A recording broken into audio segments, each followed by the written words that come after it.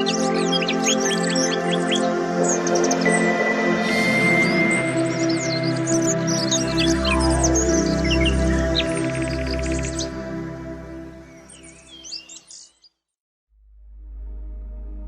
दिन गौतम बुद्ध धर्म के प्रचार के लिए वैशाली नगर जा रहे थे। वह अभी थोड़े ही आगे गए थे कि उन्होंने देखा कि वैशाली नगर के कुछ सैनिक भागते हुए एक लड़की का पीछा कर रहे हैं। वह लड़की बहुत ही ज्यादा डरी हुई थी। वो लड़की एक कुएं के पास जाकर खड़ी हो गई और बहुत ही जोर से हाँफने लगी। उस लड़की को प्यास लगी थी तो इसलिए उसे पानी पीना था। तथागत ये सब देख रहे थे।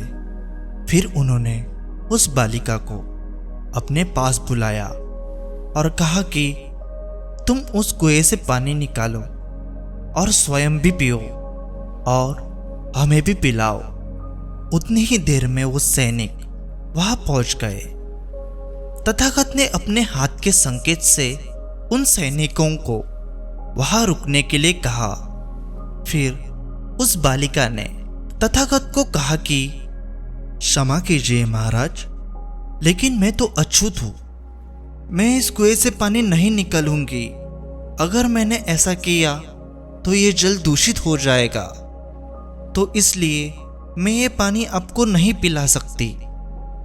तथागत ने उसे फिर से कहा, बेटी, मुझे बहुत जोर की प्यास लगी है। पहले तुम मुझे पानी पिलाओ। उसी वक्त वहां पर वैशाली के राजा पहुंच गए।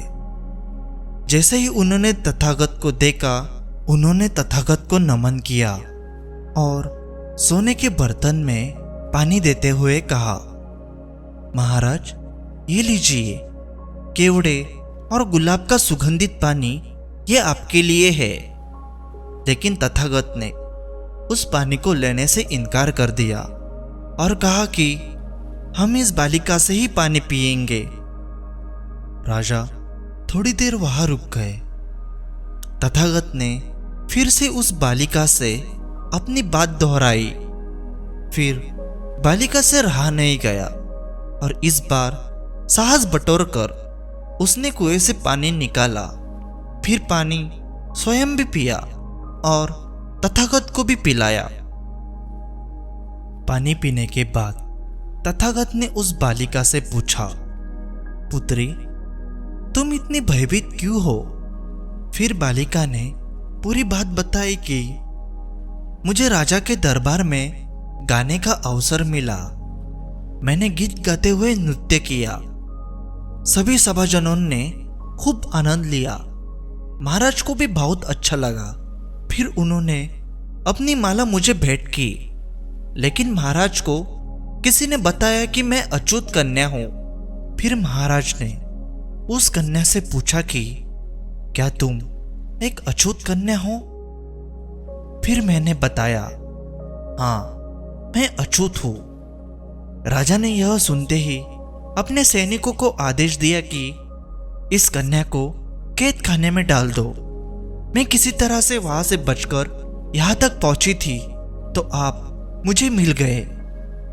तथागत ने पास खड़े उस राजा को कहा, सुनो राजन, मैं चाहता हूं मेरी इस बात को आप सदैव याद रखें। किसी भी इंसान की पहचान उसके धर्म या जाति से नहीं, पर उसके गुणों और कर्मों से की जाती है। जिस बालिका के मधुर कंठ से निकले गीत और नृत्य का आप सबने आनंद उठाया, उसे पुरस्कार दिया, उसे ही बंदी बनाना चाहते हैं। जिनके कार्य इतने अच्छे हैं वे अछूत हो ही नहीं सकते, और आप उसे अछूत कह रहे हैं? सारी प्रजा का पिता होकर भी आप ऊंच नीच का भेदभाव रखते हैं। सुनो राजन, यहाँ पर नीची सोच और छोटे कार्य करके अछूत होने का परिचय तो आपने दिया है। इसीलिए मेरी नजरों में वह कन्या नहीं बल्कि आप अछूत है। वैशाली नरेश को अपने इस कार्य से घृणा होने लगी और बहुत ही ज्यादा पछतावा हुआ।